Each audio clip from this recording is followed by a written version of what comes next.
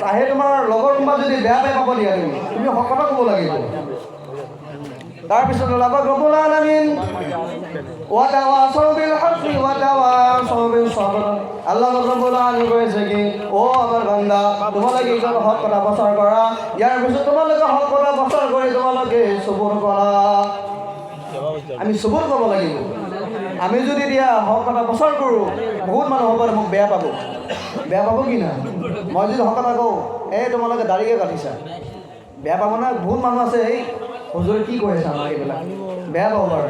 যাৰ কাৰণে কোনোবা যদি তোমাক বেয়া পাইছে তুমি সবুৰ কৰিব লাগিব, সবুৰ কৰিব লাগিব। আল্লাহ ৰব্বুল আলামিন 2 নম্বৰ সিফা সূরা বাকারা আল্লাহ রব্বুল আলামিন কৈছে কি ইন্নাল্লাহা মা'আস সাবিরিন।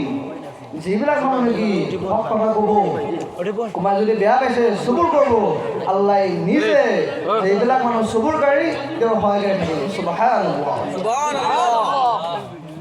ইন্নাল্লাহা মা'আস সাবিরিন।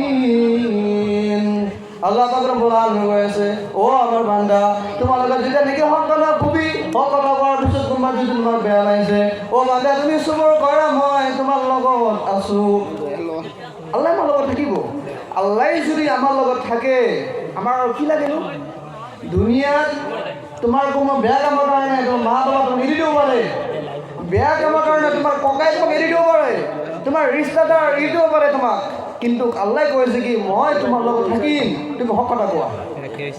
আমি বুজি পাইছো না? যদি হক কথা কোৱাৰ ফলত যদি মা বাবা যদি বেয়া পায়, ৰিষ্টাদাৰ যদি বেয়া পায়, গাঁৱৰ মহল্লাবাসী যদি বেয়া পায়